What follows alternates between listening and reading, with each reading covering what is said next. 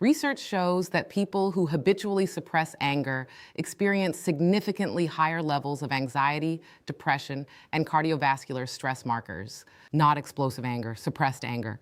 The kind that stays polite, the kind that says, it's okay, the kind that keeps the peace while slowly losing warmth. Now, here's what makes this even more unsettling.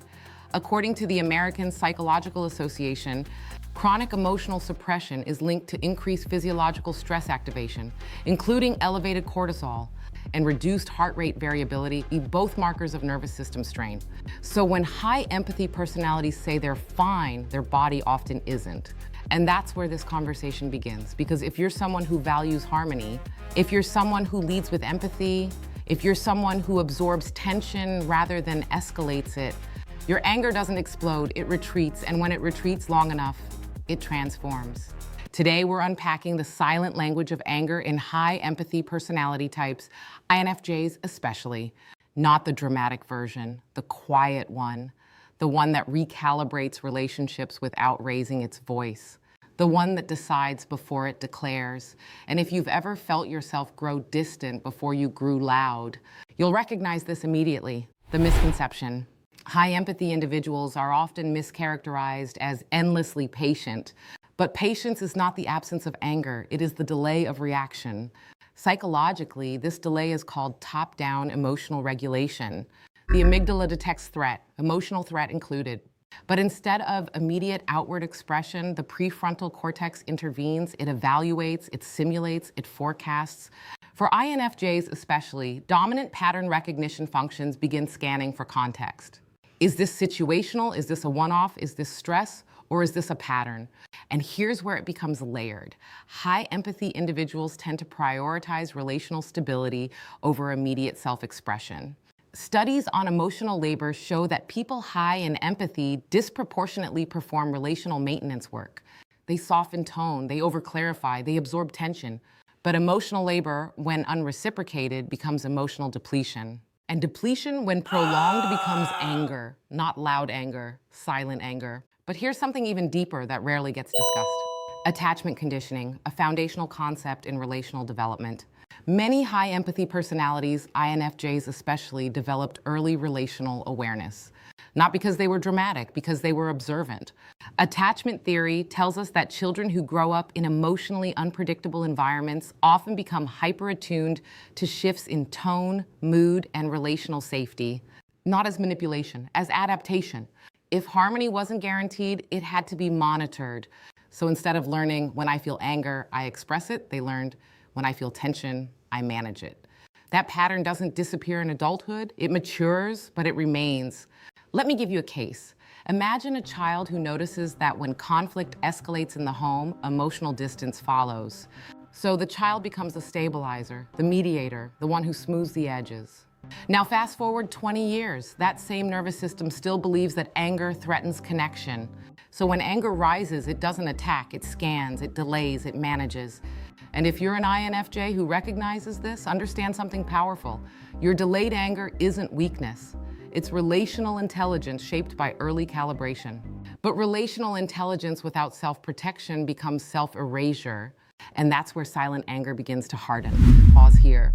If you've ever felt yourself analyzing someone instead of confronting them, if you've ever said, it's fine, while internally noting the pattern, if you've ever chosen peace in the moment but felt distant later, this isn't passivity, it's cognitive stacking. But stacking without release creates pressure, and pressure always finds an exit. Let's look at how that exit forms. Structured signals, understanding the silent language. Signal 1, explanations decrease. High empathy types usually over-explain. When they stop explaining, it means emotional labor has been retracted. This isn't punishment. It's conservation, a necessary retreat. Signal 2, tone precision. Words become fewer, sharper, more final. This reflects internal certainty. When analysis completes, cushioning fades. Signal 3, warmth withdrawal. Research on relational detachment indicates that withdrawal is a nervous system defense against chronic, unresolved stress. This isn't manipulation, it's regulation. Signal 4, observation mode. The default mode network activates during social reflection. High empathy individuals replay interactions extensively. They compare current behavior with historical patterns. This increases clarity, but also increases emotional weight. Signal 5, reduced access. Vulnerability becomes selective. Access becomes earned. Safety recalculated. Signal 6, calm confrontation.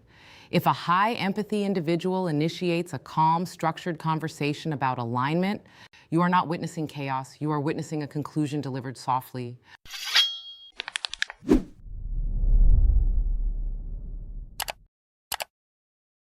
Neuroscience and psychology. Let's go deeper. Emotional suppression doesn't erase anger, it reroutes it. James Gross's emotion regulation research demonstrates that suppression reduces outward expression, but increases internal physiological stress. That means even if a high empathy individual appears composed, their body may be carrying strain. Now add attachment theory. Individuals with anxious or avoidant tendencies may internalize conflict to preserve attachment bonds. INFJs often demonstrate relational attunement patterns consistent with high attachment sensitivity, which means losing connection feels threatening, so anger is delayed, but delay has a threshold. Another layer, freeze response. When threat isn't acute but relationally ambiguous, some nervous systems enter a subtle freeze pattern. Not immobility, internal immobilization, processing, assessing, not attacking. This is often misinterpreted as tolerance. It is not tolerance, it is threat analysis. Now, moral injury. Moral injury research expanded beyond military contexts in recent years to include relational betrayal and value violation. High empathy individuals often anchor identity and integrity. When repeated value violations occur, anger shifts from emotional reaction to moral clarity. That's when silence turns decisive. There's another neurological layer here, the default mode network. This network activates during internal reflection, memory replay, and future simulation.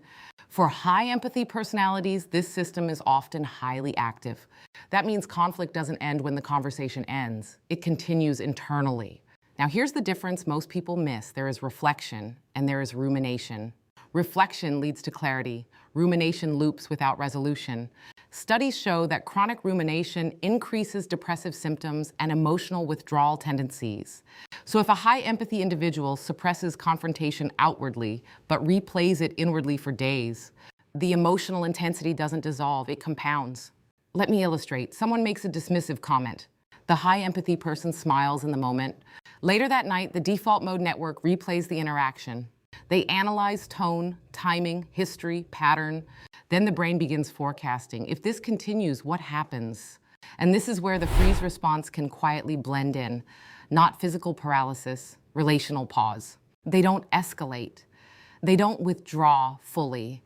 They enter observation mode. But prolonged freeze becomes emotional distance. And emotional distance left unaddressed becomes detachment.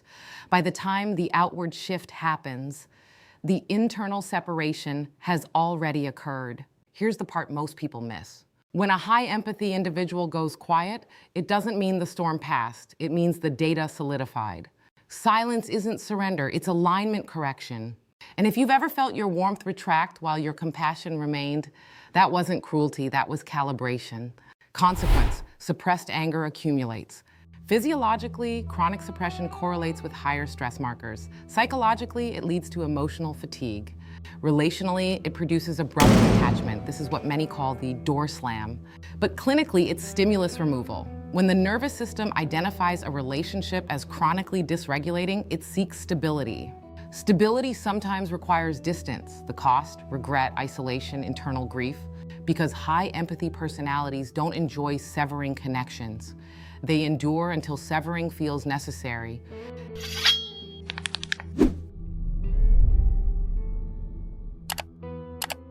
Let's make this even more real. Moral injury research now extends beyond battlefield trauma. It includes relational betrayal, repeated dishonesty, chronic invalidation, persistent misalignment between values and behavior. High empathy personalities often anchor identity and integrity. So when integrity is repeatedly violated, the anger that forms isn't volatile, it's principled. Now consider this specific case. A high empathy partner repeatedly communicates discomfort about dismissive jokes. Each time the other person apologizes casually but doesn't adjust behavior. The first time it's irritation, the second time it's confusion, the third time it becomes data, the fourth time it becomes evidence. By the fifth time, the internal narrative shifts from "they didn't mean it" to "they know and they continue." That shift is seismic because now the anger is no longer about a comment, it's about character. And when anger becomes about character, like it stops seeking repair, it starts preparing for exit. This is why the final conversation feels so calm. The emotional battle already happened internally, and the decision wasn't reactive, it was cumulative. If this is resonating, stay with me, because the goal is not to suppress anger better. The goal is to express it earlier. Anger is information. Delayed information becomes damage. Let's talk about how to prevent that. Actionable awareness, practical steps for high empathy individuals. For high empathy individuals, the world can be overwhelming. Recognize micro-irritations as data, not disloyalty. If you replay something more than twice, it requires communication. Use calibrated statements. That didn't sit well with me. I need clarity on this. Early boundary expression reduces long-term relational strain. For those who love high empathy individuals, take calm feedback seriously. Don't wait for distance to confirm damage. Ask directly, is there something you've been holding in? Safety invites expression. Dismissal accelerates withdrawal. High empathy anger is not loud, it is layered. It is delayed clarity. It is compassion reaching a boundary. And when that boundary is crossed repeatedly, the shift is quiet, but permanent. If this conversation felt like someone finally translated something you've experienced, that's intentional. There's more depth to this than we can cover here. That's why I created the Off the Algorithm email list. It's free, no noise, no trends. Just layered psychology and neuroscience for people who think deeply. And if you want a full blueprint of how INFJs process emotion, boundaries, and identity, my book, Inside the Mind of an INFJ, goes further into this architecture because understanding your anger isn't about becoming harder. It's about becoming defined. And defined people don't explode, they decide. Thank you very much.